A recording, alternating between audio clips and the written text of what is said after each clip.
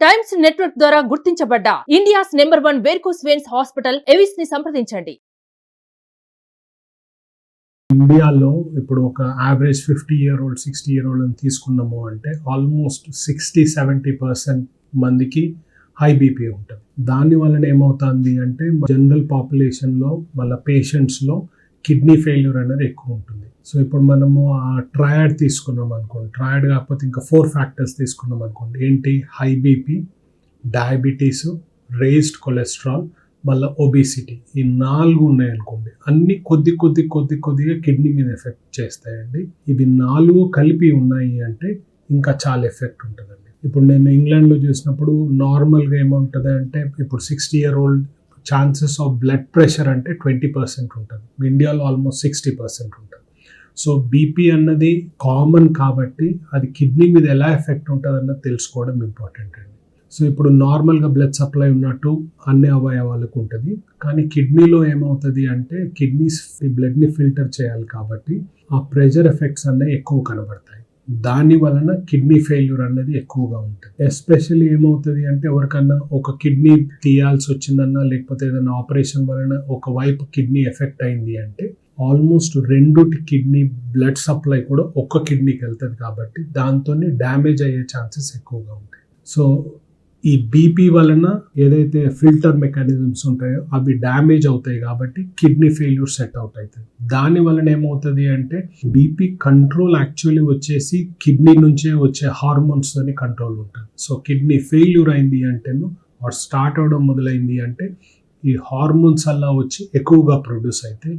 దాంతో మళ్ళీ ఇంకా ఎక్కువ హై బీపీ అవుతుంది, మళ్ళీ ఇంకా ఎక్కువ డ్యామేజ్ అవుతుంది. సో అలా ఆల్మోస్ట్ విషియస్ సర్కిల్ లా ఉంటుంది. కామన్గా ఏం చేస్తారు అంటే ఎవరికన్నా కిడ్నీ ఫెయిల్యూర్ ఉన్నది, దానికి కారణం దొరుకుతలేదు అంటే వాళ్ళల్లో మేము రీనల్ ఆర్టరీ స్టీనోసిస్ ఉందా లేదా అని చూస్తాం. రీనల్ ఆర్టరీ స్టీనోసిస్ అంటే కిడ్నీకి బ్లడ్ సప్లై సరిగా అవుతుందా లేదా అని చూస్తాం. అలా నార్మల్గా అవుతున్నది అంటే ఫైన్, కాదు అంటే దాని బ్లడ్ సప్లైని ఇంప్రూవ్ చేసినామంటే బీపీ కంట్రోల్లోకి వస్తుందండి. సో ఇంతకుముందు చెప్పినట్టు ఇన్హెరిటెడ్ ఛాన్సెస్ ఉంటాయి. ఇప్పుడు వాన్ హిపెల్లిండో అని కొన్ని సిండ్రోమ్స్ ఉన్నాయి. వాళ్ళల్లో ఏమవుతుంది అంటే ఫ్యామిలీస్లో రన్ అవుతుంది. సో వాళ్ళ నాన్నగారికి ఉన్నదంటే పిల్లలకు కూడా వస్తుంది, మళ్ళీ యంగర్ ఏజ్ గ్రూప్లో వస్తుంది. సో ఇన్హెరిటెడ్ ఛాన్సెస్ ఓవరాల్ తీసుకున్నామంటే అరౌండ్ 10% ఉంటుంది. అది కాకుండా అక్వైర్డ్, ఇప్పుడు ఎవరికైనా కిడ్నీ క్యాన్సర్ వచ్చింది ఏమీ కారణం లేదు అంటే నార్మల్ అక్వైర్డ్ దానికి ఏముంటాయంటే కారణాలు, ఎవరైనా హైపర్ టెన్సివ్ ఉన్నారు, వాళ్ళు మందుల మీద వేసుకున్నారు అంటే అది ఒకటి ఉంటుంది. రెండోది వచ్చేసి ఒబిసిటీ, చాలా లావుగా ఉన్నారు అంటే అది ఇంకో కారణం ఉంటుంది. మూడోది స్మోకింగ్. సో ఈ 3 కారణాలను అంటే ఐడెంటిఫైడ్ కాజెస్ ఇవి కిడ్నీ క్యాన్సర్ కాజ్ చేయగలవు. దానంత మాత్రాన్ని ఇవి 3 చేయకపోతే వాళ్ళకు కిడ్నీ క్యాన్సర్ రాదా అంటే ఏమి చేయకపోయినా రావచ్చు, కానీ కామన్గా ఇవి 3 రిస్క్ ఫ్యాక్టర్స్ అండి. సో కాజెస్ అని చూసామంటే ఇన్హెరిటెడ్ ఉంటాయి, అది కాకుండా ఇవి 3 కారణం వలన ఎవరికైనా కిడ్నీ క్యాన్సర్ రావచ్చు. కిడ్నీ క్యాన్సర్ వలన వచ్చే సిమ్టమ్స్ అంటే ఇప్పుడు ఎవరికైనా కిడ్నీ క్యాన్సర్ ఉందా లేదా అని ఎలా తెలుసుకోగలం. సో ఇప్పుడు 20-30 ఏళ్ళ కింద చూసామంటే ట్రయాడ్ అంటే 3 చూసేవాళ్ళం. ఎవరికైనా కడుపులో గడ్డలాగేదన్నా ఉంది, మూత్రంలో రక్తం అన్న ఉండి, మూడోది ఎవరికన్నా కడుపులో నొప్పి. సో ఈ 3 కలిపి ఉన్నాయి అంటే వాళ్ళకు కిడ్నీ క్యాన్సర్ ఉంది అని చెప్పి నిర్ధారణ అయ్యేది. ఇప్పుడు మనము ఇప్పుడు లాస్ట్ 1 yearలో 100 కిడ్నీ క్యాన్సర్లను చూసాను అనుకోండి, ఈ 3 ట్రయాడ్తో వచ్చేవాళ్ళు ఆల్మోస్ట్ 15-20% ఉంటారండి.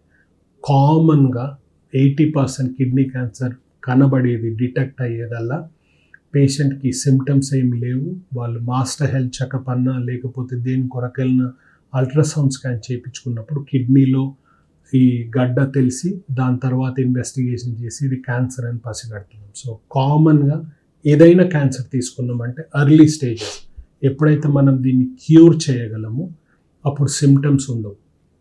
ఒకవేళ కిడ్నీ క్యాన్సర్ పెద్దగా అయినది, గడ్డ పెద్దగా అయినదంటే కడుపులో గడ్డ ఉండొచ్చు, మూత్రంలో రక్తం అన్న రావచ్చు, కడుపులో నొప్పి అని ఉండొచ్చు.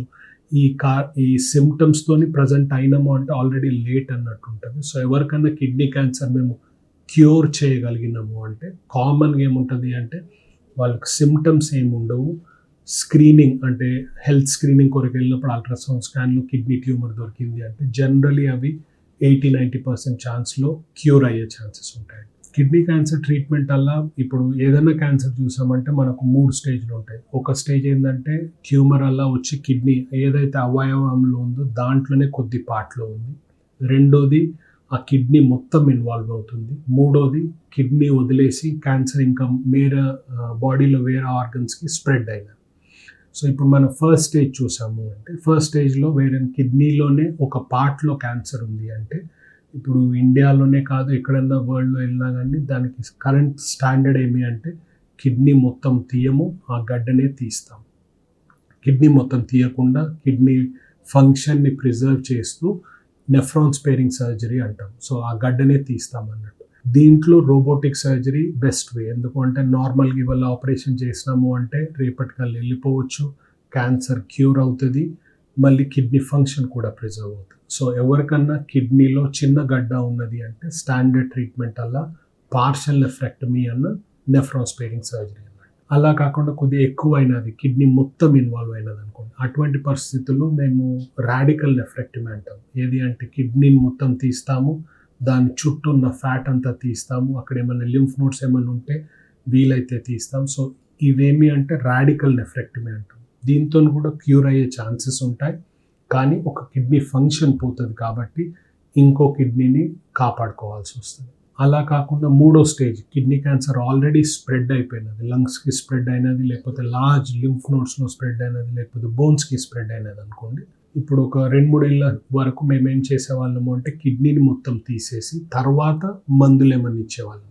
ఇప్పుడు స్టాండర్డ్ ఏమి అంటే పేషెంట్స్కి ఫస్ట్ బయాప్సీ చేసిన తర్వాత మందులు ఇస్తాము, రెస్పాండ్ అయినారు అంటే అప్పుడు ఒకవేళ వీలుంటే వెళ్ళి సర్జరీ చేస్తాము, లేకపోతే మెడికేషన్తోనే క్యాన్సర్ ఏదైతే కిడ్నీ క్యాన్సర్ ఉందో అటు ఇటు స్ప్రెడ్ అయినదో సర్జరీ చేయము, మెడికల్ ట్రీట్మెంటే చేస్తాము.